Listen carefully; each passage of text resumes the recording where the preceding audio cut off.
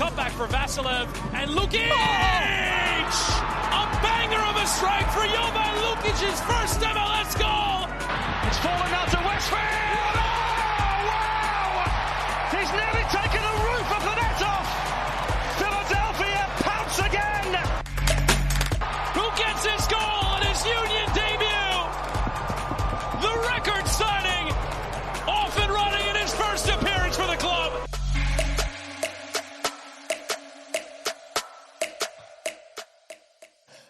Hello and welcome to the Free Kick Podcast. My name is Todd. And my goodness, I don't know. I'm always amazed, Jose. We always find the oddest of places at times where we do this podcast, and yet here we are another night. Maybe not our typical start time doing the podcast, as we started at 8:40, not 8:30, like I said. But look, you guys can blame me. But yeah. We told you guys the last podcast, we did that on Monday, I think it was, Jose. We said it's going to be a busy couple weeks. We said there's going to be a lot of news. And what I don't think, Jose, I don't think we were expecting the news to drop this quick. And maybe, just maybe, Jose, maybe we knew what we were talking about. Maybe we did. But here we are. Emergency podcast talking about the latest Philadelphia Union news with Bradley Carnell out as head coach, Jon Scheer officially the sporting director, and Union 2 head coach Ryan Richter announces the interim coach of the first team. But Jose, how you doing? Looking sharp there, Jose. I'm doing okay. Mid-bite, I apologize. It's been such a long day that I just needed to eat an apple super quick. What a day. What a week so far. And kind of like we always say to one another, Todd, maybe we know what we're talking about. I don't know for those that watch and listened on Monday. I couldn't have made it any more obvious of what was coming. I think it's pretty clear. Though I think we can, in a way, blame reporting on the national end for expediting all of this. I genuinely was under the impression, based on talking with sources, that this is all supposed to be part of that June 1st bonanza of everything that was supposed to happen, or everything that did happen over the last 48 hours.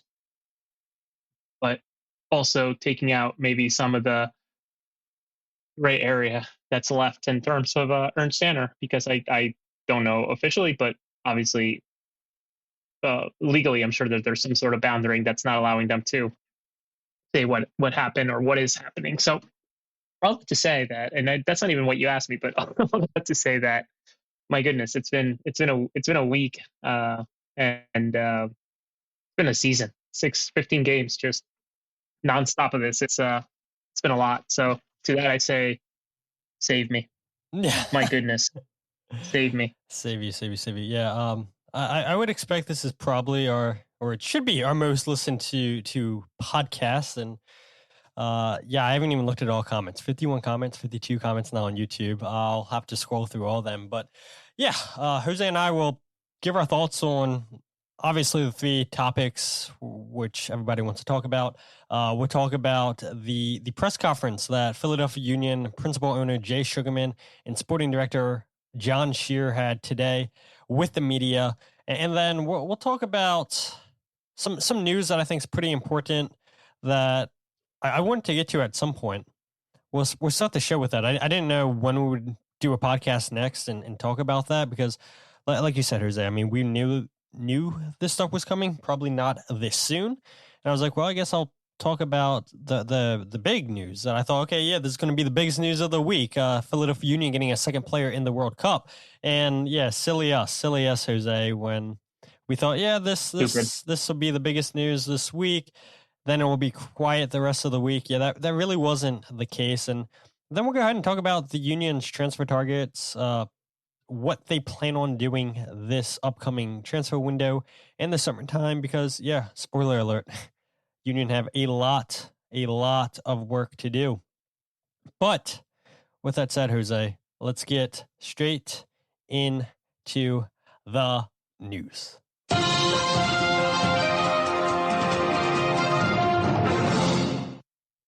All right, so the big news. We knew Danley John Jock was going to the World Cup. We talked last episode saying, yeah, Makhanya caught up to the preliminary squad with South Africa. The squad was announced on Wednesday. You and I were watching the live stream, Jose, both of us at work. And as they were getting through the defenders, no Makhanya. And they're getting towards the end. And I'm like, yeah, he's not getting caught up. And then lo and behold, South Africa boss, Hugo Bruce, not the biggest fan of MLS, announces Olwethu Makhanya making the final Bafana 26-man roster for South Africa's World Cup. Huge honor for Olwethu, a player that his first call up to the national side.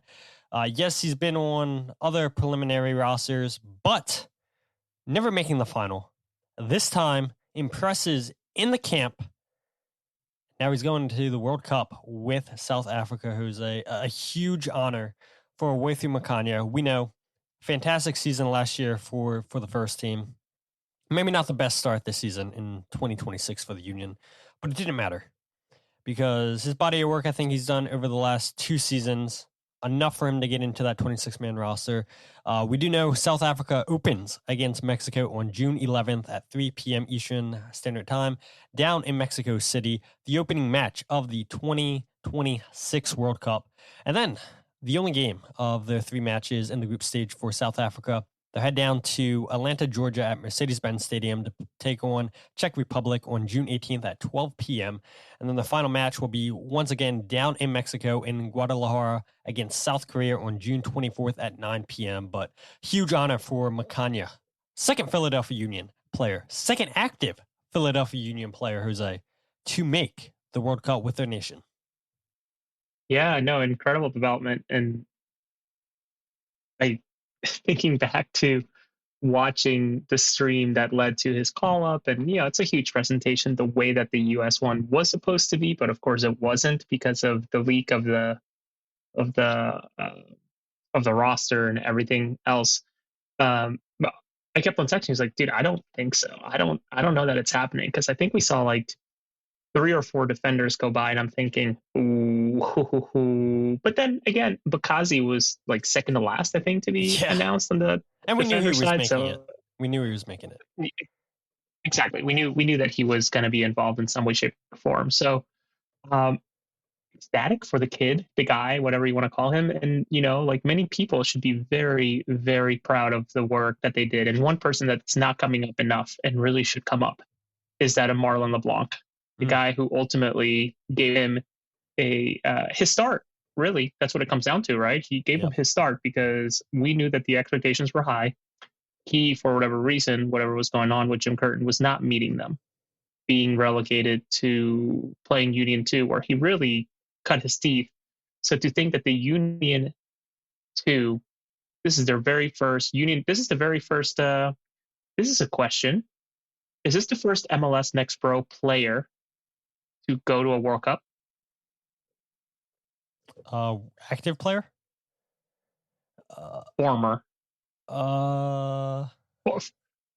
MLS Next Pro player to go to a World Cup. It might be. That's a good question. I'm trying to think. None of the Union guys, Austin Trusty, Brendan Aronson, Mark McKenzie, Matt Freese, they were all playing for Bethlehem Steel and USL. So that wasn't MLS Next Pro, obviously. It might be. That's a good question. Something that MLS Next Pro should be pimping out, if that is the case. They should, but then again, I totally acknowledge that the league is so young and obviously a competitor to USL, and maybe they don't want to say that. I don't know. But either way, super proud for the guy. Obviously, his development has never been at any point in his career linear, and I think that's the main story about it all, right? Where he's had ebbs and flows, and I guess the best word to say is issues, right? Where there was that little stint with MLS Next Pro with Marlon LeBlanc, where he was just flat out dropped on games that we all fully expected him to play, including a playoff game, if I recall correctly, where he was just suddenly MIA. And Marlon LeBlanc, if I recall again, I know we have Vince here on the chat, who is our MLS Next Pro guy. But this is a guy who has sort of faced a lot of adversity in a way in his career, and suddenly, to go from zero caps with the national team to suddenly being a reality that he plays in the World Cup. Incredible. And this is a great shout. Thank you so much. So I guess they're all part of this entire class of former MLS Next Pro guys that are going to the World Cup. Thank you so much, Dan. Maybe my worst blinders are just too focused in Philadelphia, but these are perfect examples of guys that have played MLS Next Pro going to the World Cup this year. Max Arfston, Alex Freeman, Matt Freese. I don't think he ever played MLS Next Pro. Let's look it up. Matt Freese absolutely did. He played Union 2 games. Was he? Yeah, at one point, if I recall correctly. I recall him with the Steel. The Steel, yeah, which was USL. Yeah, I feel like you're right, actually. Well, MLS Next Pro started in 2023, right? Yeah. Was Freeze? Ooh, man. I don't know. I don't know about Matt Freese, but the other two, 100%, because I looked up Alex Freeman as soon as I saw that comment. 100% play with the Orlando City B. Either way, I think it's an incredible. Yeah, I'm looking at 16 games. 2022 MLS Next Pro. Yeah, Matt Freese. Wow, silly me. So, anyways, we can move on. Happy for Makhanya. I don't think it'll even be a question. He will definitely see some minutes at some point during this tournament, whether it's Game 3 and South Africa is already eliminated, or there's an injury and he plays, or maybe he has impressed enough that. I don't know. I can't imagine he's getting a starting spot, but maybe he's first sub, second sub, third sub when it comes to the defender. So incredible development, not expected by many at all, really. Yeah, and you had mentioned Marlon LeBlanc. Obviously, gets a ton of praise for the development he did with Makhanya down with Union 2 in MLS Next Pro.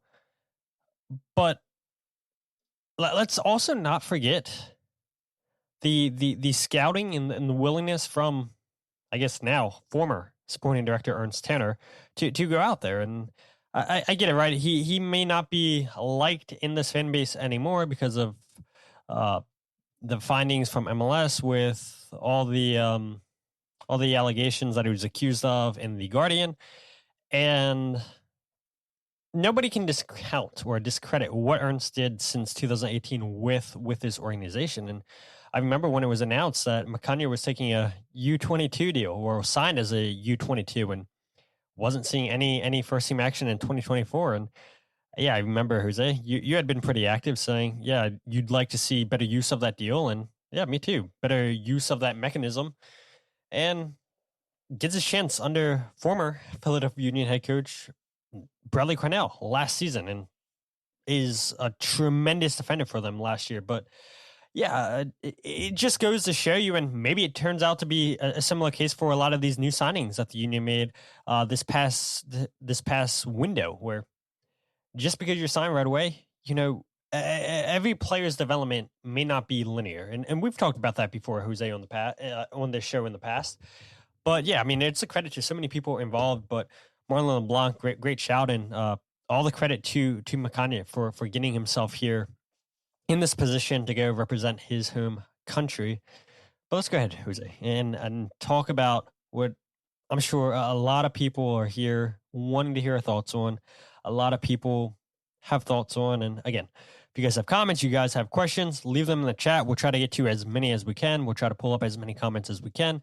Like I said, I already saw there's a ton of comments that we've had so far. And again, I do apologize if we can't get to them all. But the first bit of news I guess we'll follow, Jose, is Bradley Carnell out as Philadelphia Union manager after a 1-10-4 start in 2026. And I don't think it's any surprise to anybody that's been listening to this podcast. I feel like definitely the last episode, or would say the last couple of months, I've definitely defended Bradley Carnell's job this season with the Philadelphia Union, notably because of all the changes in the first team this season and how that's difficult for any coach to lose 4 starters. And ultimately, one win, it's not enough. It's not enough, Jose. You're 11 points, Philadelphia Union, 11 points out of a playoff spot, final playoff spot, chasing DC United. And we get it, and we heard it from Jay Sugarman today. I know you and I have used the term that this is technically 2 sprint seasons coming up, because you have this FIFA international break with the World Cup, and then you play, what is it, a little bit over 15 games in the second half of the season, and then we have the sprint season next year. So it's essentially 2 sprint seasons coming up for the Philadelphia Union.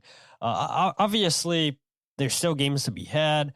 The Union can make up points. It's going to be difficult, but the organization clearly felt that it was time to move on from Bradley Carnell after the slow start of the season. Carnell, after 60 games coaching the Philadelphia Union, he had a record of 28 wins, 21 losses, 11 draws across all competitions. Carnell obviously was hired at the beginning of 2025, replacing former head coach Jim Curtin after the Union missed the playoffs in 2024, their first time since 2017.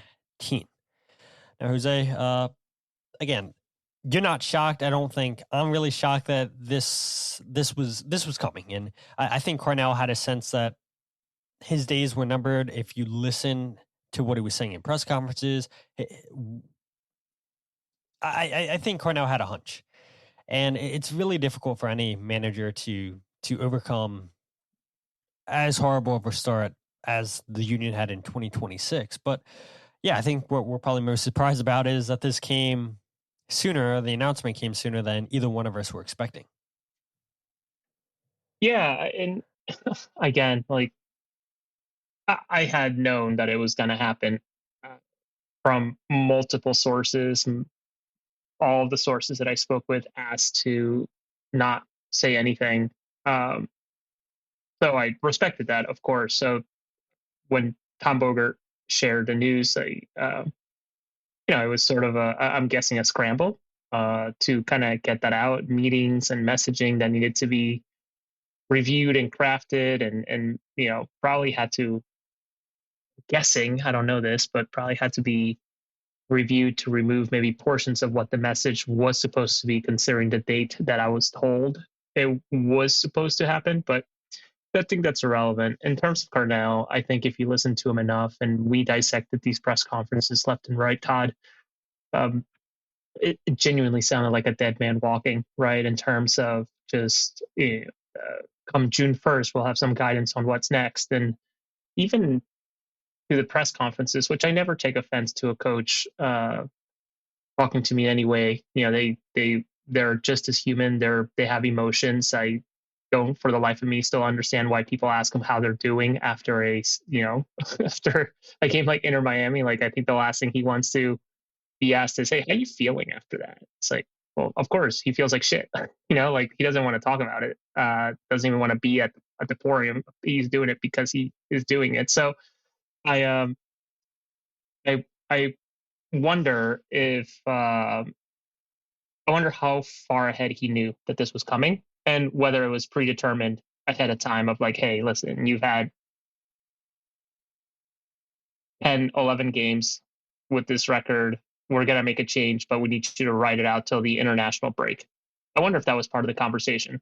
Truly, I don't know definitively, but again, the way that it was portrayed by body language and portrayed to me by sort of this knowledge ahead of the announcement, it almost felt that way. So I wonder how much Carnell knew of this coming and how far ahead. Yeah, it's all good questions, and Jose and I would love to get Bradley Carnell on the podcast. I mean, I think that's clear. Jose and I will talk to anybody that's involved with the Philadelphia Union, whether it be current or former, whether you're a player, former head coach, current head coach. I mean, you guys have been listening to the show for a while. I've had plenty of coaches on in the past. I've had players on in the past. So we'd love to give people a platform if they want to go out and speak their piece. Yeah. I mean, this is the place for you. But you had mentioned something, Jose, that I guess I'll go ahead and touch on real quick. About you don't really care how managers or players talk to you in the press, right? It's a difficult job. Sometimes you get asked questions that make zero sense. Sometimes you get asked questions that are good, and it makes sense why you would be annoyed having to speak to the media after loss after loss after loss, and that's difficult. But it comes with the job. And what I'll say on Bradley Carnell is, yeah, he was always very, very, very kind to me.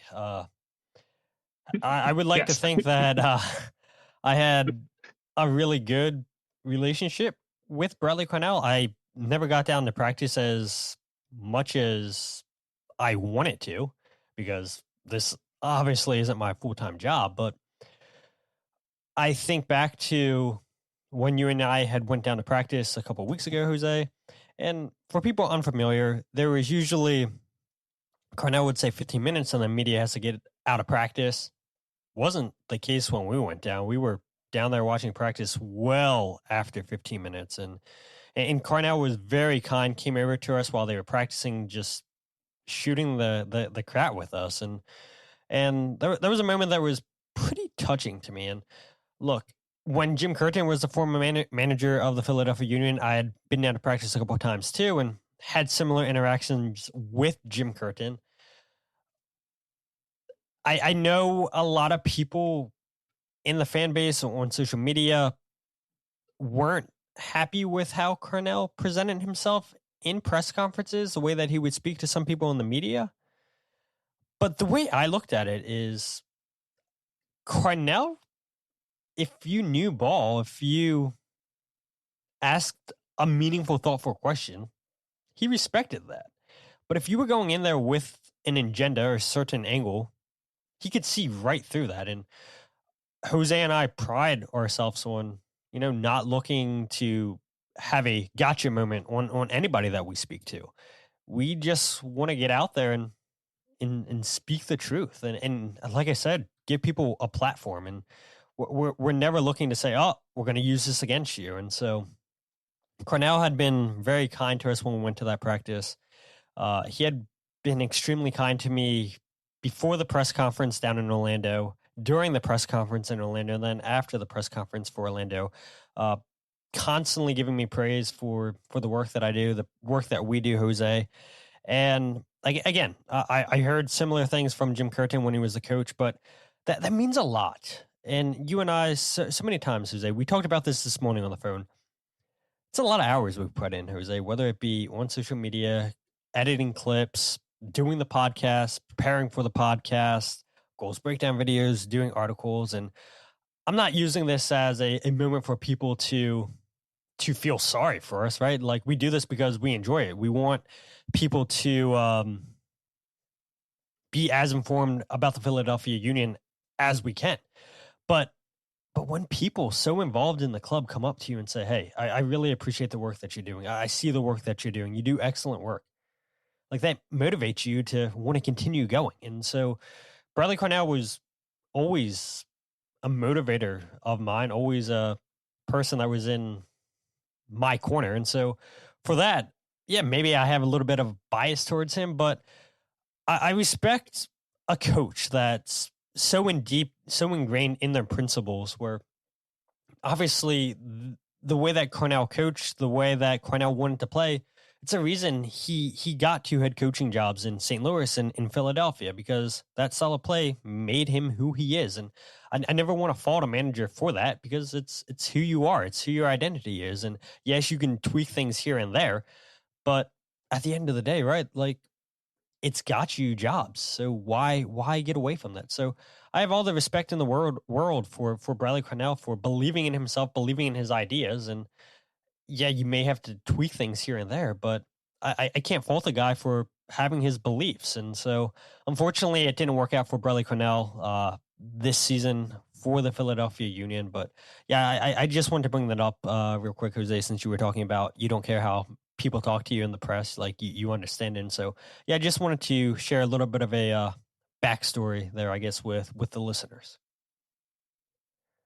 He was always polite to me when did we have some misunderstandings? I think so, a couple of times, and we squashed those immediately. I think he was very open to have that conversation of say, hey, this is where I'm coming from. What's your angle? And more often than not was like, I don't have an angle. Like I'm not here to do any of that. So I appreciated him the times I spoke with him, and the truth is, and you said it best, he appreciated people that were articulate, people that were well researched, and people that were there to better the game rather than file an article to file an article, right? He was appreciative of people who genuinely understood the game, not sat on a chair in front of a spreadsheet doing mathematics and mental gymnastics to try to explain X, Y, or Z. So I wish him luck. I know it was a question that came up in the chat of what's next for him. No idea. I haven't heard anything. And frankly, it probably is best for him to lay low for a while, enjoy life. I mean, he was pretty quick succession from St. Louis to Philadelphia. So maybe it's best to just hang out. Maybe he goes and helps Jesse Marsh in Canada like he did at one point. Who knows? But I wish him the best. He was a good chat from time to time. And I don't know, left an impression on me, despite the record and obviously the situation the club finds itself in. Yeah, I agree with you. And yeah, I mean, if you look at 2025, Jose, the Union broke their transfer record fee, bringing in Bruno Damiani for $3.8 million. The Union finally invested in a designated player striker, something that former head coach Jim Curtin had been asking for a while. And go figure, right after a 2024 season where they missed the playoffs, very next season, new head coach, the Union invested in the squad. They brought in 7 players overall for Bradley Carnell, with Bruno Damiani being the key highlighted player there. Ben Bender, Indiana Vasilev, Milan Iloski, Jovan Lukic, George Marks, and then Jan Glavinovic, who, again, I'll keep plugging it. Jose talked to you about a month ago. You guys can watch that interview here on YouTube. It's translated from Spanish to English. Whole interview's in English, a bit Spanish. So, yeah, that's why Jose spent hours and hours and hours, days, translating so you guys could keep up with the conversation. But the Union, under Bradley Carnell in 2025, broke the most wins in a regular season with 20, surpassing the 19 set in 2022. As we saw from the comment section, he's a Supporters Shield winner with the Philadelphia Union, winning the Supporters Shield last year, won Coach of the Year last year. Fewest goals conceded last year, 35.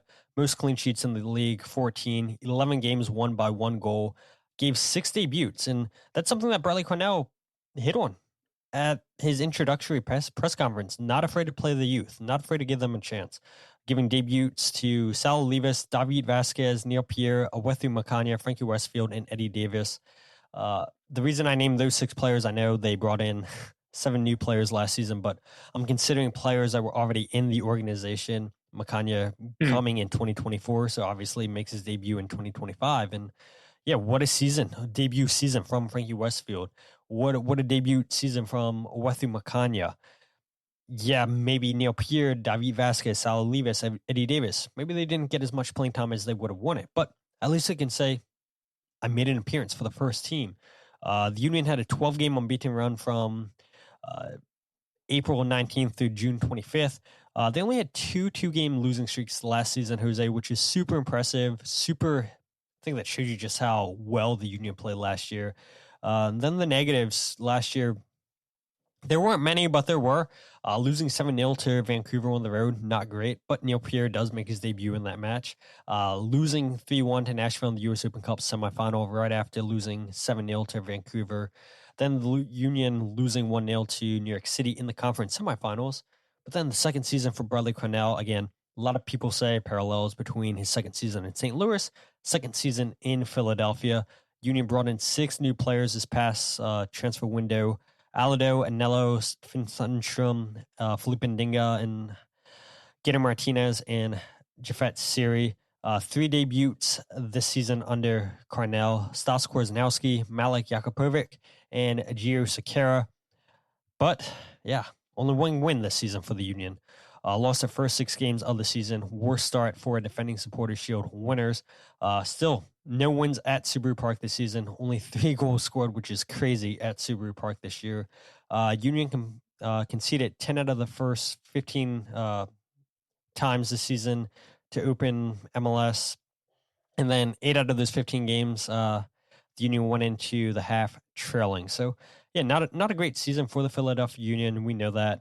And it begged questions from Jay Sugarman today about, so who exactly made the decision, Jose?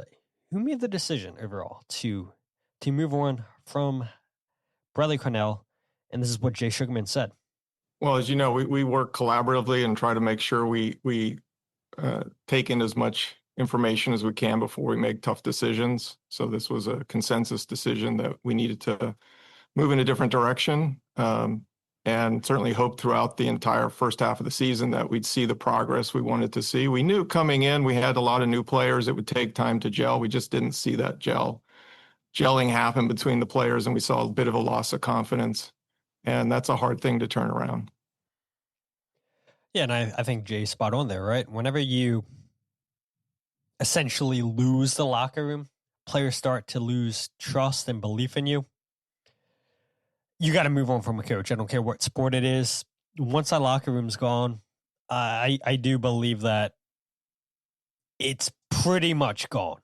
Yes, winning helps, but yeah, once players start turning against you, questioning your abilities as a coach, the playing style, yeah, I do unfortunately think it is time to move on from any coach in any sport when that happens. And you heard Jay Sugarman there say it was a collaborative effort to move on from Bradley Carnell. They believed that the team wasn't gelling. They knew it was going to be difficult with all the changes that they made, but only saw the Union get 1 win this season so far, Jose. Yeah, I don't have any answer that's different than what Jay Sugarman shared in terms of, being a collaborative decision and coming up to this result in terms of letting go of Bradley Carnell. What I have heard, and I don't like to get into the TMZ type of reporting, and that's why I think people listening to the podcast kind of get a different angle of get a different view of how we work and how we report things, and just being thoughtful about what we share. But I had heard of different flare-ups where, the players were just kind of tired of some of the antics that Carnell had, apparently, where they just weren't buying the messaging. Apparently, saying some sharing ideas and thoughts on the game model that just weren't working, and just really, really putting a lot of weight behind them. And of course, when you're winning, you believe it, or you just kind of work through it. But when you're losing, you question it. And I think that's what was starting to happen. And you could see the cracks through the ground and the wall, right? When I think about the DC United game or whatever it was, with you sharing a clip of Bruno Damiani talking about how predictable they are. How very they first game of the season, by the way. Yes, need to sort out, how to be less predictable. It's like, well, very first game of the season, you're hearing that from the former record signing. Not a great thing to hear, right? And fast forward to having heard stories about some flare-ups, and even within the locker room being somewhat divided, and guys apparently getting into potential scuffles. So I don't know, man. I respect the guys. I respect Bradley. I'm happy to hear more stories if anyone that's listening has more to share, because I know people within the organization listen to this show and our work. They're listening now, I'm sure. Maybe, I don't know. But it's probably for the best that this happened. And I know people will make the comparison, like you mentioned, between St. Louis and the Union in terms of, even, I think I even heard, and I didn't even fact check this, but the soccer wise guy saying that this is like nearly to the day of kind of his tenure with St. Louis and now tenure with Philadelphia when he was relieved of his duties. It was July. Those He are got just, let go. July 4th, I believe, in St. Louis. yeah. So it's tough.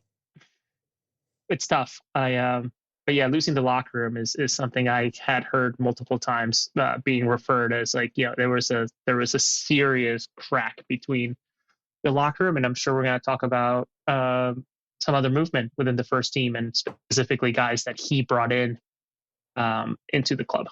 Yeah, we'll go ahead and transition. So with Bradley Carnell out as Philadelphia Union head coach, in steps Ryan Richter, the Philadelphia Union 2 head coach, as the interim coach. And Ryan Richter is such an interesting appointment. I think, Jose, when you and I were talking about, okay, well, if you do theoretically move on from Bradley Carnell, does Jay Sugarman really want to pay 3 separate coaches? Probably not. And so we had mentioned for a while, Jose, that Ryan Richter could potentially be a candidate to get called up to replace Bradley Carnell. Long and behold, it is Ryan Richter for the time being as the interim coach. Ryan has been the Union 2 head coach for the last 2 seasons, has a record of 22 wins, 10 losses, 10 draws across all competitions, including the team's single season records for wins set last year with 15 and points 58. And what's so impressive about Ryan, and Vince will obviously know this, anybody else listening to the podcast that watches Union 2, pays attention to MLS Next Pro, Ryan Richter had a very, very, very young squad last season, Jose. That team was constantly changing with guys getting called up to the first team, guys going away to different camps. And so having to dig deep into the academy, pull guys up, it's also been the case this season for Ryan Richter. And we do know how difficult it is for Union 2 coaches to manage that roster. We saw the same thing under Marlon LeBlanc, but Ryan Richter by far had the youngest squad, I believe, in MLS Next Pro last season. And to see him set a points record of 58, wins record of 15 with a young squad, I believe losing to New York Red Bulls, or Red Bulls New York now, their second team in the conference finals, devastating loss for that young squad that was very talented. And big part of that team was obviously a Kevin Sullivan.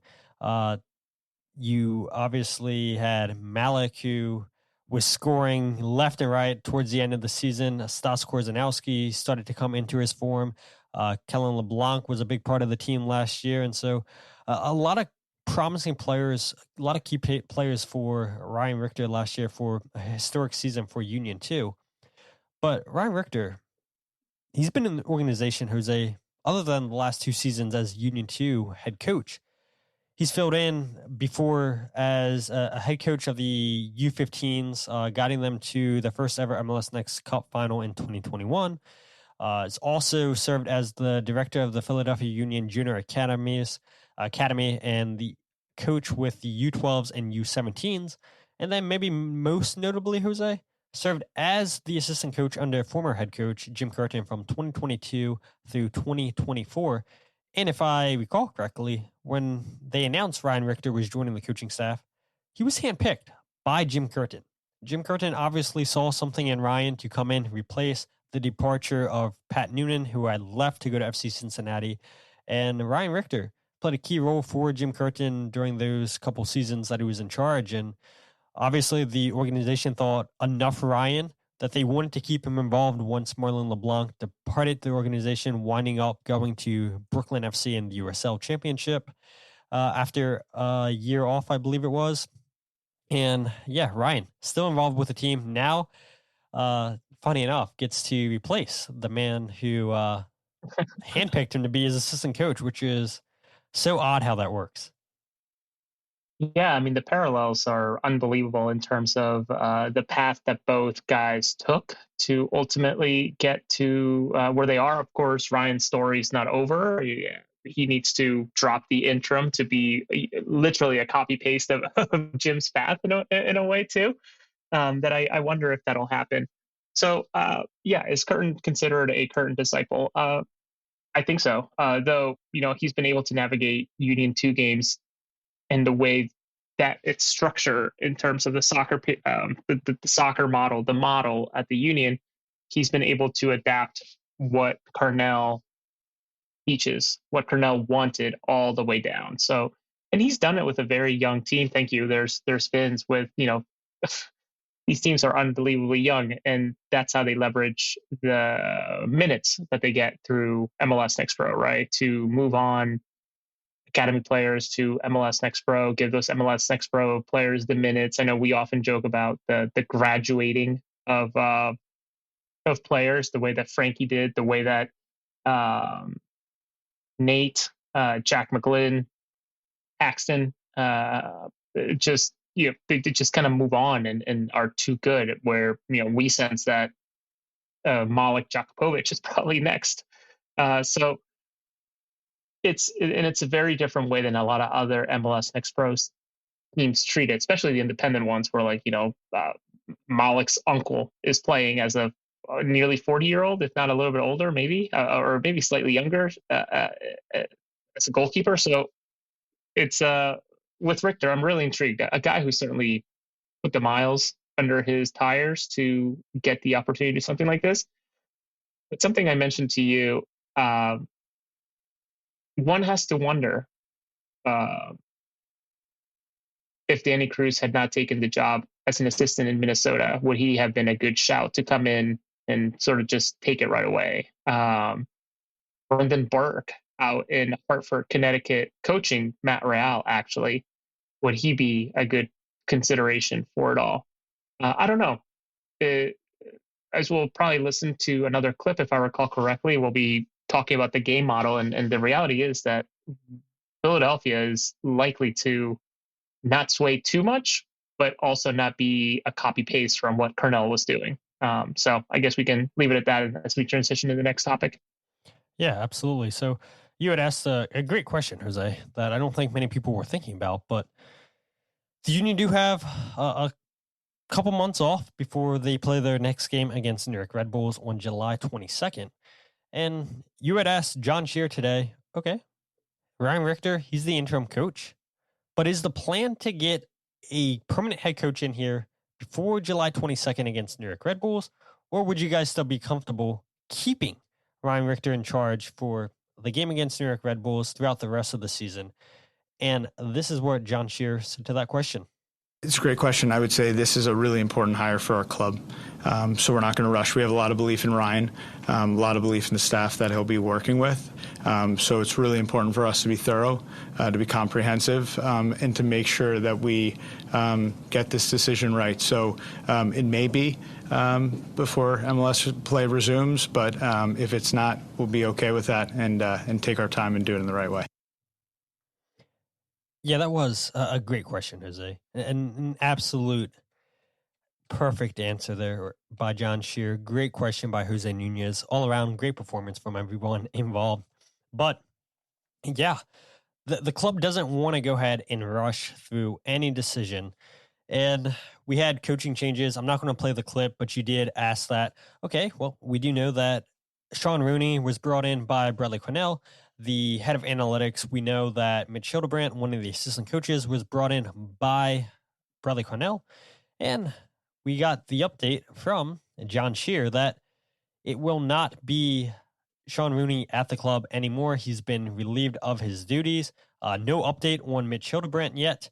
And then we also found out that Chris Harmon will be taking over as Union 2 interim coach for Ryan Richter as he serves his role as first team interim head coach.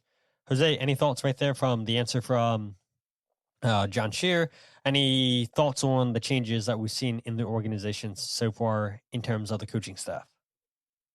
I appreciate the answer. I think it's a fine answer because you don't want to rush into this, right? And the reality is, we kind of saw, I guess a perfect example would be DC United last year, where they brought in, what's his name? Renee Weiler, whatever his last name is. Yeah, you're right. Brought him 3/4 through the season, maybe halfway through the season. I can't remember exactly when he joined, but it was mid-season. Yep. And then he had half the season to work with a really poor roster. gets one off season, and now he's, getting the opportunity to maybe bring in some transfers, having players tell him ahead of games that they don't want to be part of the organization anymore. And then he mentions it during a press conference with the Herrera guy saying like, yeah, I want out. It's like, okay, like this is crazy. So do the union want to get into something like that? I'm not sure. What's difficult is that, and I think you mentioned it, or it's all blurring, so I apologize, but this is going to become a 2-sprint season stint that the union have to weather to really shape themselves into a formidable team to take on the new calendar year come 2020, I guess, summer 2027, right? 27, 28. Is that when it finally starts? Yeah. Yeah. So they play the rest of the season. They get a month break, month and a half. I can't even remember. Then they do the sprint season, and then they get a little break, and then they follow the new calendar. So they need to get this coaching right. They wouldn't be shocked if things go well if they just keep Richter, because that's obviously I hate to call it the cheapest, but that is the cheapest way to get this done. But that's not to say that he hasn't earned it if he gets results with this type of roster as it stands right now, as we understand it. I know we're going to talk about it, but a lot of movement coming. Unbelievable amount of movement. And I have some idea of what and who might be on the move and maybe what they're seeking, but we can talk about that when it's time. Yeah, absolutely.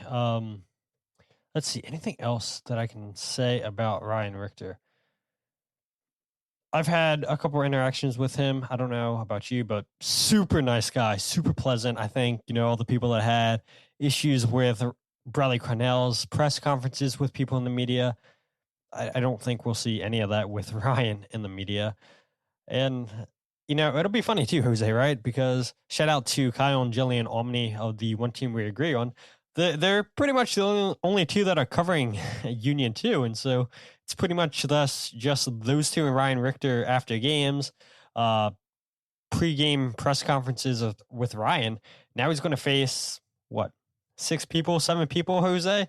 Slew of questions, not from Kyle and Jillian anymore. I'm sure they'll still give questions, but there'll be a whole room of people now. And so obviously Ryan Richter, like I said, served as an assistant coach under Jim Curtin from 2022 to 2024. So he's familiar with all of us in the media, but he's never had to face us in the media. So it'll be interesting seeing Ryan Richter's first press conference, seeing what he says. I'm sure he's super excited for this job and super excited to still be involved in this organization. And I don't think, Jose, because we know it all the time, we have new people listening to the podcast. For people that are new, yeah, Ryan Richter actually used to be a player for the Philadelphia Union, was a super draft pick. I believe he was a number 1 overall draft pick, if I'm not mistaken, Jose, out of LaSalle and in Philadelphia. 4 or 5, I thought. I can't remember. He was up there. 5th. But I don't know that he was number 1. 2021, first round pick in the 2021 super draft, 5th overall by the Philadelphia Union. There you go. So local guy, local ties. And I think that's what upset a lot of Union fans is that, man, Jim Curtin gets Philadelphia fans. He is Philadelphia through and through. Well, here you go. Yet again, another guy with Philadelphia ties in Ryan Richter. But let's go ahead, Jose, and move on. I believe, that is everything I want to talk about with Ryan Richter. Let's go on and talk about Jon Scheer being named the sporting director. He's been the interim sporting director, Jose, since March of 2026 after it was announced that Ernst Tanner had been suspended by MLS. We do know that Ernst Tanner's suspension was through June 1st. And we'll talk about updates. One, Ernst Tanner got some updates from Jay Sugarman today during his press conference, but Jon Scheer has been with the Union's organization since 2018. He has had multiple different positions throughout the club, including Director of Academy and Professional Development. Like I said, most recently was serving as the interim sporting director. He has also served as the Director of Scouting with the Philadelphia Union. And now here he is, leading the Union as the sporting director, the key guy calling the shots for the Philadelphia Union. It's been, I'm sure John would tell you, a crazy ride since 2018, but yeah, he's worked his way up through so many different positions, and now he holds the highest position in the union's organization. And you and I have talked, Jose, when Jon was speaking to the media in the past, we've always thought that he's done well with the media. He's given some great answers. He handles himself well. But yeah, this is a big deal. This is a big opportunity for Jon to step into a well-respected MLS side, one of the most successful teams in terms of points. We did hear that statement once again from Jay Sugarman. I feel like when Ernst Tanner, Jim Curtin were speaking with the media, we always heard the points total being one of the most successful teams under X amount of years. And Jay Sugarman goes and repeats a similar line today to the media. We get it, right? Union, a lot of points, maybe missing the silverware that the fan base would want. But yeah, they've ran a pretty tight ship here the last 6-7 seasons, and yeah, all what's missing is multiple titles, 2 supporter shields the last couple of years. But yeah, we know this fan base wants MLS Cup. We know that they want a US Open Cup trophy. I think that's safe to say, Jose. They want that after seeing so many losses in the finals over the years. We know the Union aren't participating in US Open Cup this season. Maybe they participate next season, Jose, if things continue to go as poorly as they went this season. But yeah, Jon Scheer takes over for Ernst Tanner as sporting director. Again, we're going to have updates on Ernst Tanner here in a bit. But overall thoughts with Jon Scheer taking over as the lead guy?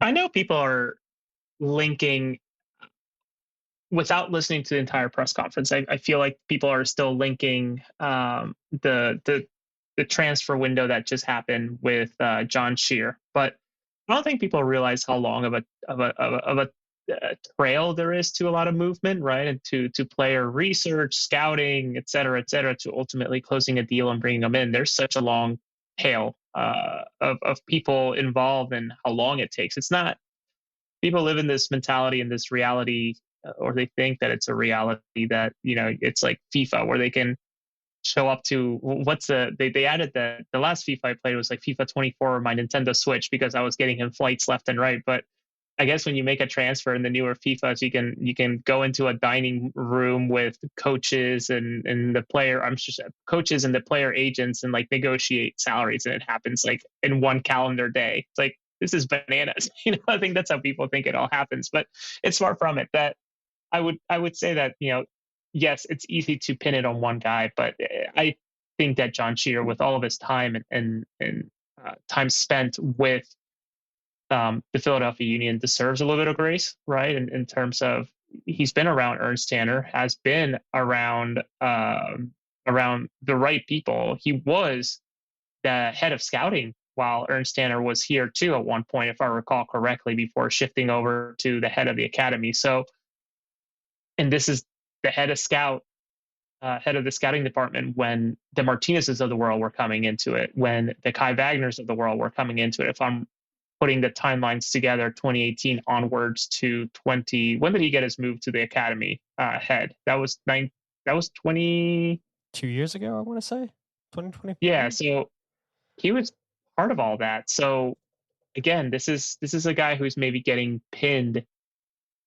and maybe rightfully so, but and hearing from people, like maybe Carnell had a hell of a lot more sway on these signings than someone like Jon Scheer, to be completely clear. So happy for Jon. My interactions with him have been limited, but always been pleasant, always asked how I'm doing, how my kids are doing, that type of thing. So to that, I find that favorable. But I wish him luck, because ultimately now the buck is not stopping with someone else. It's the buck is genuinely stopping at his door. So it's now do or die with the expectations set between now and certainly July 22nd, if there is to be a coach, and if there's not, the end of the season, right? Are they a playoff team or not? But I don't know. We'll see. Yeah, we will absolutely see. So I did say that we'll give updates on Ernst Tanner. We won't play any of the press conference clips about that. If you guys want to hear the words from Jay Sugarman, exact word for word, then I know the Union had went live on YouTube, Facebook, I believe too, with today's press conference. But Ernst Tanner had told ownership that prior or after his contract in 2026, he was always planning on going back to Germany. And so Ernst Tanner, I don't think it was ever made public, Jose, that his contract was through 2026. And, I think maybe I've spoken about it on the show before, but I know in our conversations you had knew that, Ernst Tanner's contract was up after the season, even if it wasn't publicly discussed, if it wasn't announced by the club. You had heard that, after 2026, that contract's up. And Ernst Tanner had told ownership prior that, hey, look, after my deal's done, I want to go back to Germany. I'm going back to Germany. And so Jay Sugarman said that ownership, they needed certainty now. That's why they promoted Jon Scheer. They needed somebody leading that side. I know, Jose, we had talked about the instability the last couple months with Ernst Tanner not there. Yes, Jon Scheer was filling in as the interim sporting director, but, there was that collective between Matt Radetich, Jon Scheer, and Bradley Carnell kind of filling the role as the sporting director. And any organization, you need clear roles. And now Jon Scheer has the clear role. He is the director of scouting. I know he talked about everybody in the organization from top down need to be in line. They need to be aligned in how they want to play, going out, signing players, buying players, selling players, all that stuff. That everybody needs to be on the same page. And you want to have continuity. You want to have stability. And I think that's exactly what Jon Scheer will give the Philadelphia Union, a guy who's been in the organization for a while, has had a firsthand seat watching the good and the bad of Ernst Tanner, how to run an organization. And you hope that Jon Scheer can apply what he learning under watching Ernst Tanner, and then obviously do things maybe a little bit differently, maybe doing things a little bit better than what Ernst Tanner did during his term as sporting director of the Philadelphia Union.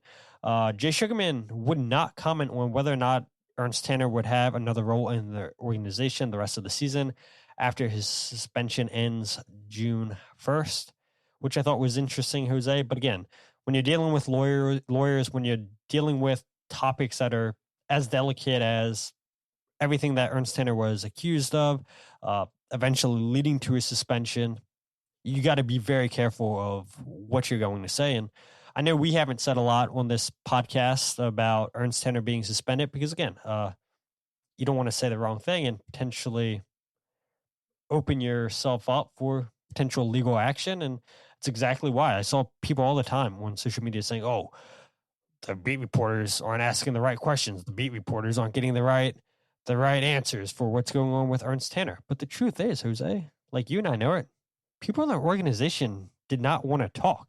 So this was really the first time that we've heard any updates on Ernst Tanner. And so we will see if he returns back in any role through the end of the season once his suspension's up after June 1st. I do want to lift this up.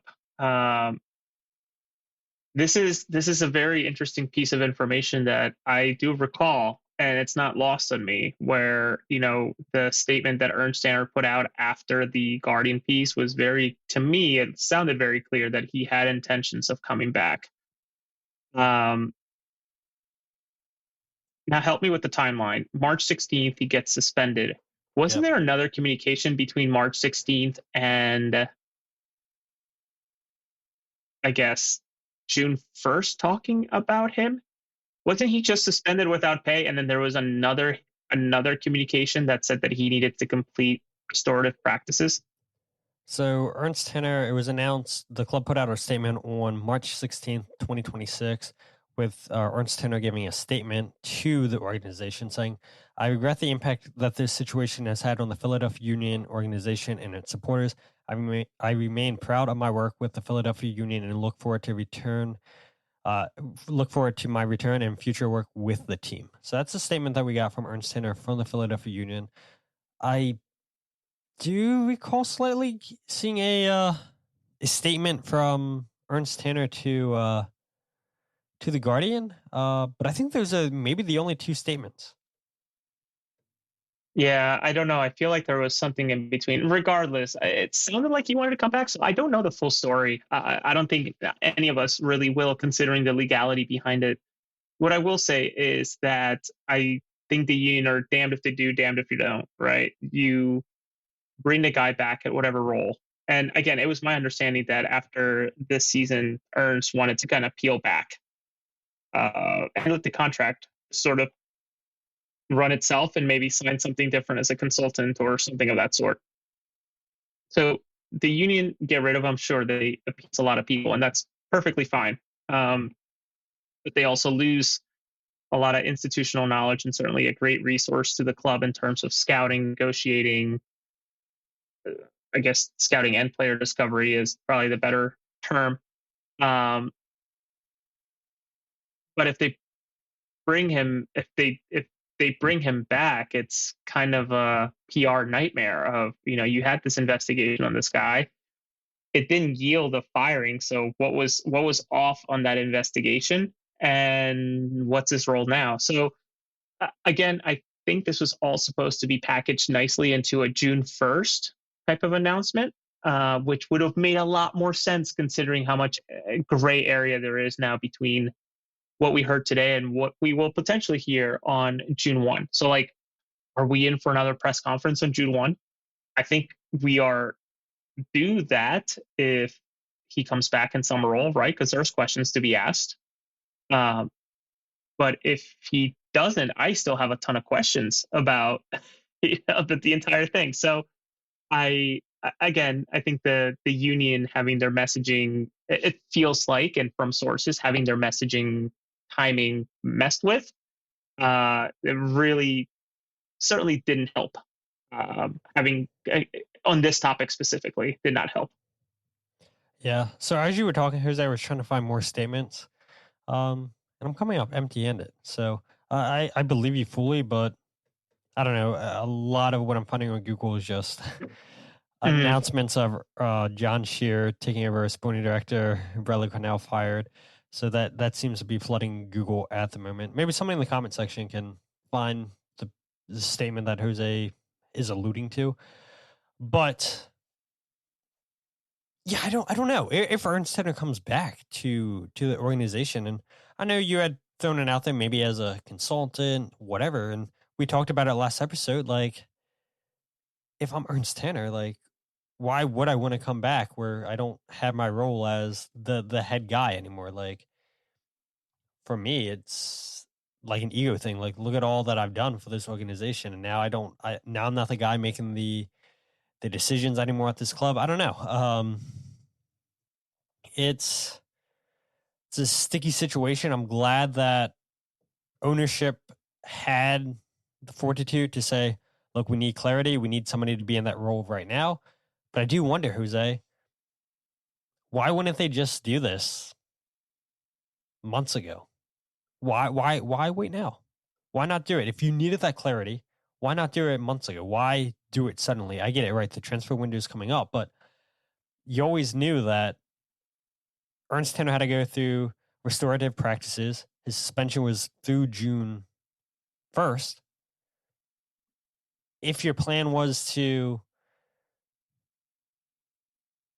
did the Philadelphia Union just come to their senses and say, okay, now's the time to, and I get that Jay Sugarman's saying that we needed stability, but did they not need stability a couple months ago? I feel like they did need stability a couple months ago. So why not give Jon Scheer the title a few months ago? Why now? I don't know. A lot of it just, I feel like there's a lot more questions than there were answers, Jose. And maybe in a couple of days, maybe we get more answers once we get through June 1st. Maybe we don't. Would you be shocked, Jose, if the union, once June 1st happens, if they're just quiet and they make no update? I'd be shocked if that happens. Like, I feel like there has to be another update coming, right? There has to be. Otherwise, I'm never going to say I'll be upset. The union can do whatever they want. But I know a lot of people that would be upset. Many, I think, that are in the chat section. But it was such a high profile thing that I this is not one that you can sweep under the rug. I think if he comes back, it needs to be known what his role is and what the expectations are for the role. But I also think it's again, to what you were just mentioning, Todd. It's counterproductive to bring him back and also claim that you're giving autonomy to a Jon Scheer, right? Who right now probably has to make some serious decisions and has been stated as much. Who's coming, who's going? Jon needs to be able to unilaterally say that, and sure, get feedback from people around him, surround himself with the right people for the decisions. I don't know. This is the one part where like I will never be upset with somebody reporting something ahead of time. Fuck, do I care if a team likes me or doesn't like me? Reporters being liked by teams, etc. Like I don't care. Everybody has their own style of it, of course, but this is where I wish that if this would have just happened June 1st, and this all may have been better cleared up, and there would be less ambiguity about what is going to happen between now and I guess 3 days, which is crazy. We're talking about 72 hours, right? Like that's the difference in the gray area. Literally 72 hours from maybe having made the announcement the way that they wanted to. Which what is June 1st? Is that a Tuesday? No, it's a Monday. It's a Monday. Yeah. So on a month, this coming Monday could have been like the perfect package of everything with a nice bow tie of like, we're moving on. This is the plan and this is how, and this is where people are going. But they had to piecemeal it seems like. Yep. So I don't know if you saw Wolfie's comment, Jose, but is this the statement you were talking about? No, I could have sworn there was something else at one point or another. So I might be wrong. It's probably best that we just move on rather than going into this goose chase. I appreciate Wolfie, but I must be mistaken about a potential second announcement or statement from somebody between the suspension and now. I could have sworn there was something about him finally being assigned of this is the training he has to do. I didn't think that was officially announced in the first announcement. Maybe the Inky got that quote. I don't know. Again, we appreciate you looking, Wolfie. Yes, thank you. I know Google's a mess right now, but so there's your updates on Ernst Tanner, on Jon Scheer, and what was interesting today, Jose, was we know there was a lot of change this past window. 4 veteran players moved on. Kai Wagner, Jacob Lesnes, Ty Baribo, Mikael Ua returns back to Europe. A lot of young guys brought in by the Philadelphia Union. And Jon Scheer says, we got it wrong. When Jay and I talk, or different members of the ownership group talk, they're not asking about like who are we selling. That was a decision the group made. Ultimately, we all want to win. And that's first and foremost from our ownership group all the way down through. We got the balance wrong. I think that's clear. We still are convinced, though, that winning comes out of effective player development. So this doesn't mean that now we'll go to just a different extreme for the next 5 windows. That has helped us have sustainable success.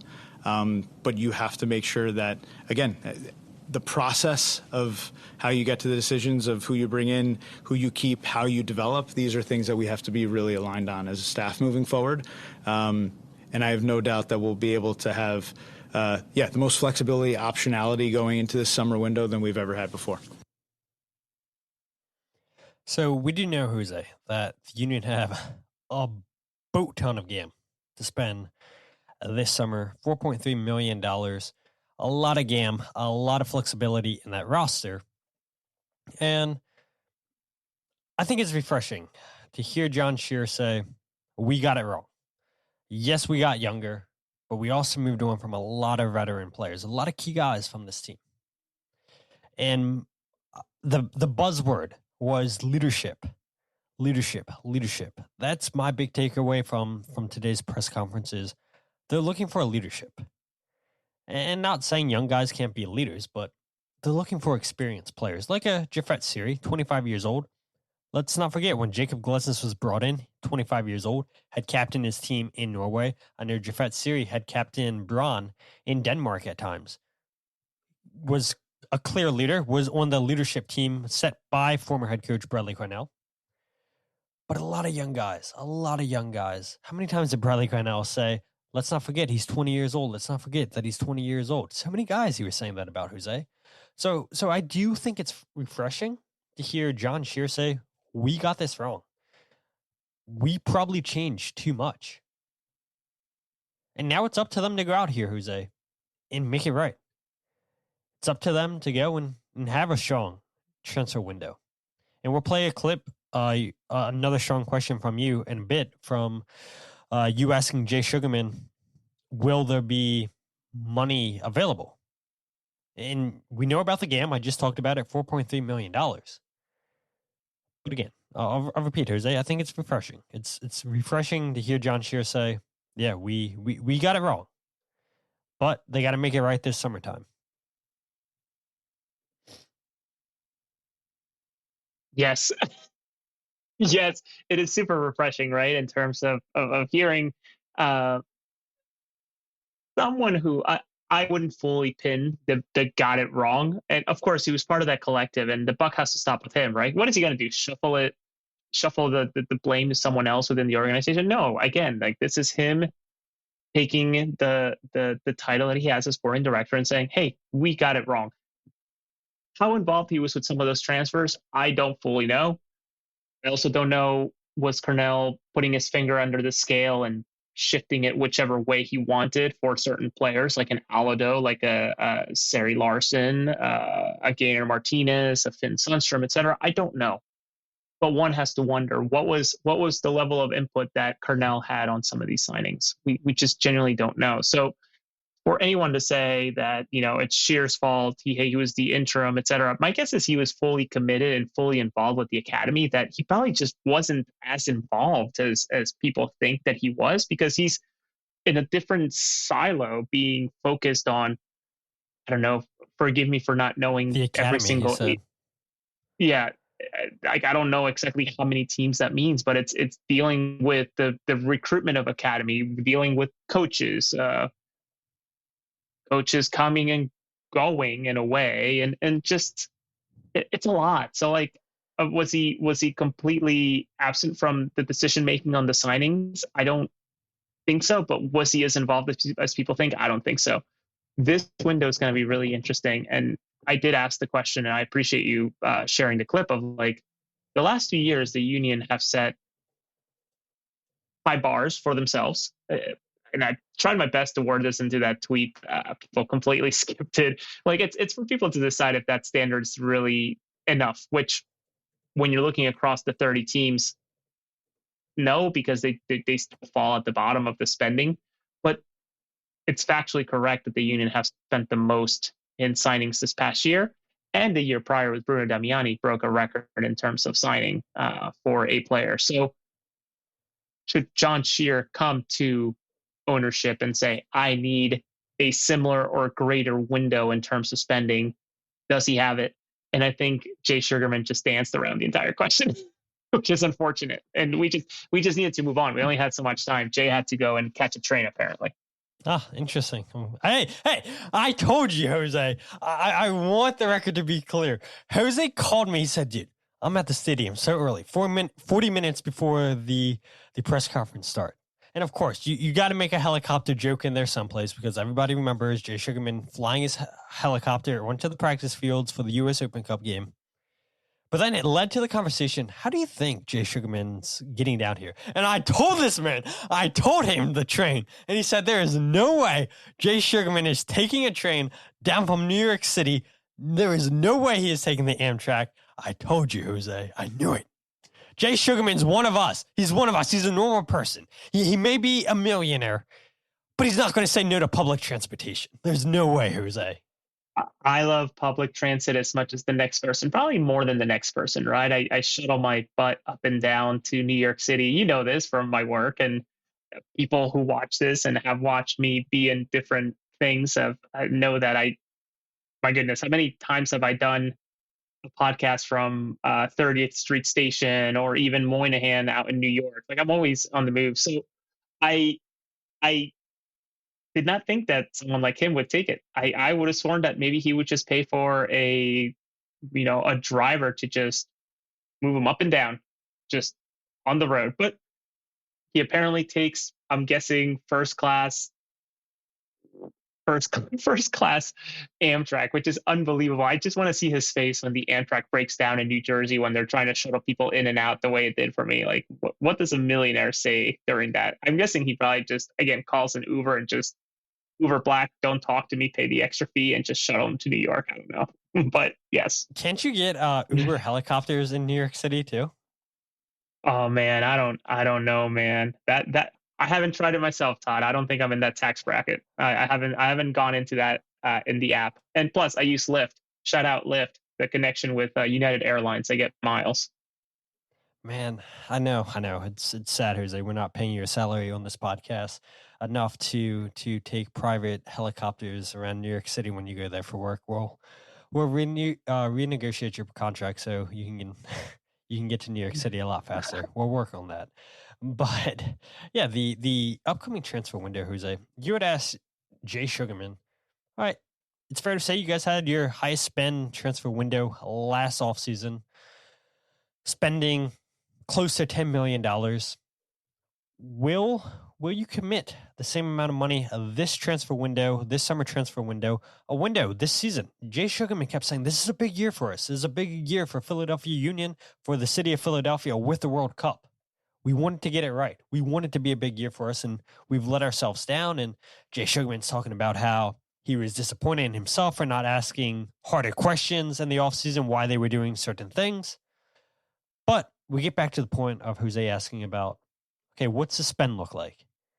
And this is what Jay Sugarman had to say or didn't have to say? Yeah, look, as I said, we came into this year, we thought this was a really important year, and we allocated a record amount of money and said, let's be a top team again. This is a year we really want to have the Union and Philadelphia on the front foot. So it was disappointing. We didn't spend that money. It's available to Jon in this next window. We're looking for an impact. And so it's really never been a case that we felt like we didn't have a team that could win. But this is a year in particular where we really upped the ante and said, let's make sure we get the best we can. And this next window is going to be really important to do that. So it doesn't really answer Jose's question there. But we do know that it's going to be a big window. I honestly should have just stood up and said, not stood up, but it's obviously hindsight 2020, whatever. I probably should have just looked at him and said, I am so sorry for being dense, Jay, but Jon Scheer knocks on your door, says he needs $50 million. Are you giving it to him or not? That should have been the follow-up. And I, before we started, this is, inside baseball, but before we started the press conference, they asked us to please ask a question and then one follow-up. And I had already asked two questions, and this was my fortune to ask a third one. So I didn't want to overdo it or stretch, but man, I like to think that there will be that type of budget for them because they need it, right? And I have a list of things that to keep an eye on. Not that I know anything, but that probably worthwhile thinking about. Someone like Olivier Mbaizo, what do you do with him? Every single MLS team gets 2 buyouts. Do you buy out Mbaizo? I don't know. That would be an interesting. The other one, and I kind of lump him into it, is Sean Rooney's gone. No mention of Mitch Hildebrandt, though I can't imagine he sticks around considering he was part of that trio of Carnell, Sean Rooney, and obviously Mitch Hildebrandt. Two technical people that they brought in just for Carnell. Yeah. And I guess begrudgingly sort of announced them on a random post. I don't know if you recall that during preseason, just like such a random post that these guys would, just very random. But anyways, those two are gone now. Wonder what happens with Indiana Vasilev, who is specifically built for Bradley Carnell model of run, press, and then get rid of the ball as fast as you can. Yeah. I wonder if he would be someone that the Union are thinking about shopping around.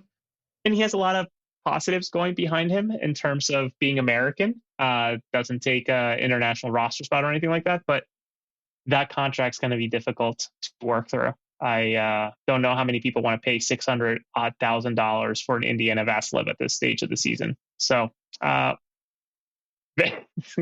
wonder if he was upset, or maybe he played the card of, okay, I just got to work as hard as I can because I'm earning money, the type of money that I really wish I would have earlier in my career, right? This is a record high for him. So I don't know. I wonder what his reaction was. I don't know. I mean, he's probably, I would imagine, a little upset. Second team that Vassilev's on, second time that he's seen Bradley Carnell get fired.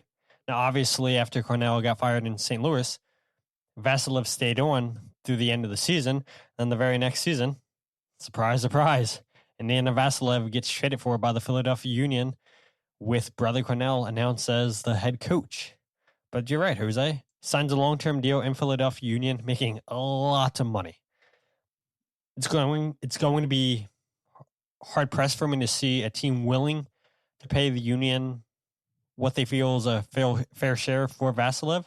But maybe they take a discount, Jose, just to get his contract off the book. Again, then you got to convince some team to pay him over $600,000. Does a team feel like Vassilev's worth that? I don't know. That's for teams around the league to decide. But we do know that the Union, they have some decisions to be made, Jose. Bruno Damiani, the only DP on the team. You're using all 4 U22 slots on Olwethu Makhanya, Ndinga, Quinn Sullivan. We heard from Jon Scheer, and I'm surprised. Look, I give him a lot of credit. He was very transparent, Jose, with what their transfer plans are. He said the plan is to get a left-footed left back, to get a forward, to get a set-piece specialist. I think we all agree, people listening on the RSS feed, people in the comment section, people that aren't commenting but are watching live, I think they would agree that the Union have lacked on set-piece deliveries this season. We've seen Jesus Bueno take them. We've seen Cavan. We've seen Milan Olowski. We've seen so many different players step up and try to take set pieces. None of them are delivering like Kai Wagner or Jack McGlynn once did for the Philadelphia Union. So let's go ahead and get a set-piece deliverer. Sounds good to me, Jon Scheer. Union aren't finishing off the chances. I know Damiani just scored his first goal of the season against Inter Miami. Olwethu is still waiting for his first goal in the MLS regular season. A lot of money invested in those two, Jose. A lot of money. If the Union can move off of one of them, I think they would. But how do you convince a team to pay a couple $1 million for either one of those guys when they're not performing in MLS? A team's not going to do that. Unless it's loans, I guess, and to eating up a big chunk of the salary to convince teams to take these players on. And even then, I think it gets tricky, if I recall, in terms of if you're on loan, you're technically still part of the roster, so you don't get that roster spot. Like it's gonna be interesting. Yeah, while they say that they have flexibility, I think shuffling around of bodies has to happen for this to be successful. Not that I think Jon Scheer was very clear, and Jay, who's any talk about the sport from Jay, I don't really know, what was his line? I know you and I chuckled about it, but I should have been asking more questions. I regret not asking more questions. It's like, brother, I don't even know if you know what questions to ask. Maybe it's best that you don't ask the questions, right? There's that really funny video of Jose Mourinho saying best striker in the world, Didier Drogba, you want him, Mr. Abramovich. No more talk. No talking, Mr. Abramovich. Just pay the fee. Bring me Drogba. And of course it happened and became this incredible striker in the Premier League. But that's probably the best role for someone like Jay Sugarman in terms of input. All that to say that I'm really excited between now and July 22nd. We've been talking about it for a week or two now. This is going to be another big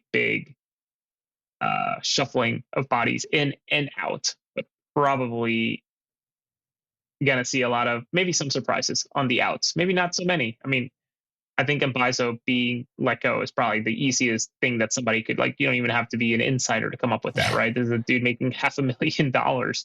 Like, that would be my guess. Like, easiest thing to be done day two. Like, tomorrow, Jon Scheer can work with lawyers and figure out payment structure for the rest of his contract, which is what at this point, there's half a season left.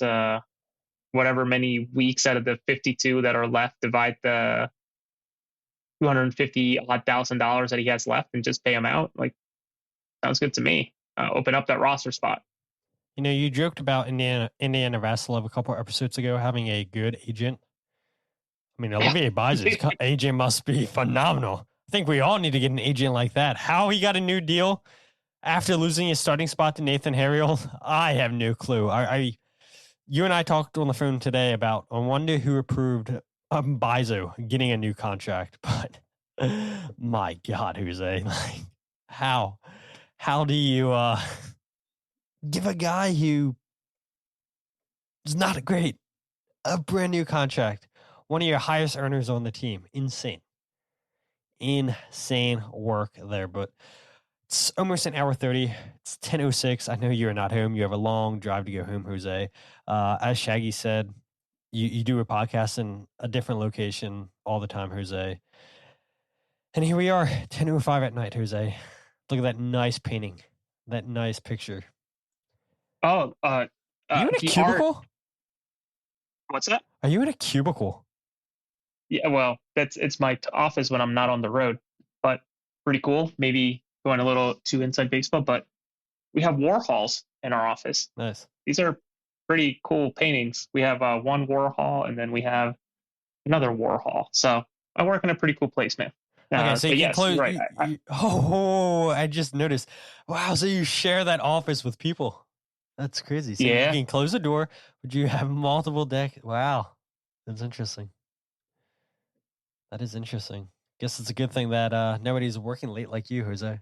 I'm sure they probably are at your office, but nobody's with you right now in the same room. No, nobody is. But I don't even think that my office mates are. I don't even think that they're in the on campus. I voluntold myself to be here for the event that ended at 8:30 or so. So want to make sure I would chat it with you all. Didn't want to miss it. Yeah, well, we appreciate you hopping on, Jose, and we appreciate all the people that are watching. I told Jose before we went live, this is probably going to be one of our highest watch episodes in a while. I think Daniel Gazdag, when we announced that he was getting traded to Columbus, yeah, for whatever reason, I think we were at like 600 something people live. Insane. I don't know why Daniel Gazdag got that much attention. I guess that goes to show you how much of a fan favorite he was in Philadelphia, and how much Columbus fans thought, yeah, we finally got a great deal, and it didn't wind up going the way that they would have thought it would have went. Sexy Hoagie says Jose has to catch his helicopter. I know.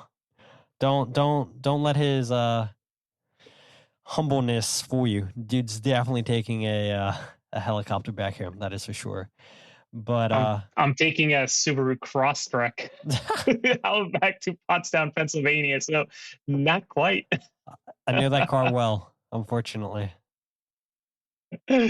Oh my gosh! Which man. also involved the train.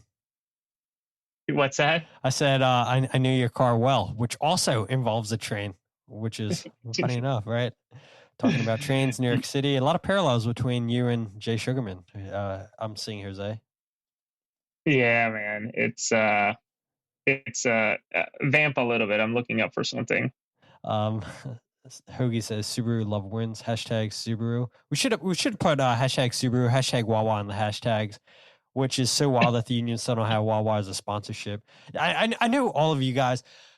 All right, so as I'm vamping here, you guys would definitely love Wawa having like a little convenience store in Subaru Park, right? Like that would be phenomenal. I don't know why Wawa doesn't do something like that. Why the Union don't partner? Or we know that there's a ton of academy games that get played over the weekends and everything. Why not set up a little convenience store outside of Subaru Park? It would be phenomenal. I feel like they'd make so much money.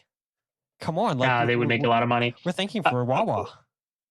Yeah, we gotta wrap it up because I need to get on the road and make sure that, though it might be a little late, but I gotta make sure I get to the Brenton Lakes Rally House to get my Union gear and Philadelphia Phillies gear before the weekend. So we gotta get this going. So I can get to, again, Brenton Lakes Rally House, the best rally house in Pennsylvania. The best. Hoagie's all about Royal Farms in the comments. It's crazy. Rofo. I grew up with Sheets. Now I think I'm making the comment section hungry, Jose. Wawa, a lot of food talk in the comments. A lot of food talk. Yeah, there we go. Look, there's a Sheets comment. Yeah. Yep. Oh, another Sheets comment. I'm surprised nobody's saying Rudders. Is that only a Lancaster thing? We finally got a Rudders down in Maryland a year or two ago. It might be more of that area. I know, yes, Royal Farms does have incredible chicken. Sheets was known for their fried food, whereas I consider Wawa more of a 717. Shout out Shippensburg. What's going on? What was I saying? Wawa is more of like sandwiches. Cold cuts, I guess, is what I consider them better. I will never buy a pizza from any of those places, but yeah. Imagine if we were down south. I guess the big thing down there would be Buc-ee's. Buc-ee's and H-E-B out in Texas. Mandy, as soon as I said Buc-ee's, she says Buc-ee's. Oh, man. Look at this, dude. We're just naming convenience stores. That's how you know the shows went off the rails. I think they've had enough. All right, we got to go. I got to get on the road. Yeah, I think we've had enough fast food restaurant joints. But yeah, if you guys want to follow the podcast on Twitter, Instagram, or Facebook, follow at Free Kick Pod, wherever you get your podcast, The Free Kick. Check out the YouTube channel, youtube.com/freekickpod, where you can also get the goals breakdown videos. Don't forget, podcast live every single episode on YouTube, as well as Twitter. And if you guys want to check out my writing, the goals breakdown video, or the podcast all in one place, thefreekick.substack.com. Jose, anything you want to plug before we end the show after an hour 32 minutes? Thank you for everybody who took time out of their Thursday. I know we're doing these in pretty quick succession, but I know I couldn't do anything yesterday. Today I just happened to be a little bit more available, but I appreciate everybody jumping on a Thursday evening for an hour 32, and to all the listeners. We wanted to wait to hear everything that came out of this press conference, and I think it was worth the wait to not jump the gun on it. So appreciate you all, love you all, and I don't know. We'll see. Maybe we have some more surprises here in the coming days. See, now they're gonna be like, oh, we know something's coming. We know something's coming. Jose hinted at it last episode. Todd hinted at it last episode. Something's coming. Hoagie says, see you guys in 2 months. No. Well, we'll miss Hoagie for a few months. In what, like 6 months? How far along is she? I don't know. So she's going to take maternity leave from the Free Kick podcast. Yeah. She did tell me that there's going to be a new viewer, so we're excited to get one new viewer of the show. One new viewer. I mean, it's been a struggle out here to get new listeners of the show, but at least we know Hoagie's helping to produce, helping the listenership. So I can't curse anymore because baby Hoagie, the shorty in Hoagie, cannot listen to us cursing. So I gotta, she's halfway baked. Woo. Oh my goodness. Hope you stay comfortable. So Hoagie and her shorty are coming along well. I'm happy to hear it. Yes, absolutely. But we'll see you guys when we see you guys. I mean, what do you expect when we're almost an hour 40? Our longest show for sure. But bound to go off the road, bound to go off the rails. So let's go ahead and end it before we get any more weird. But with that said, my name is Todd, and this is the Free Kick Podcast.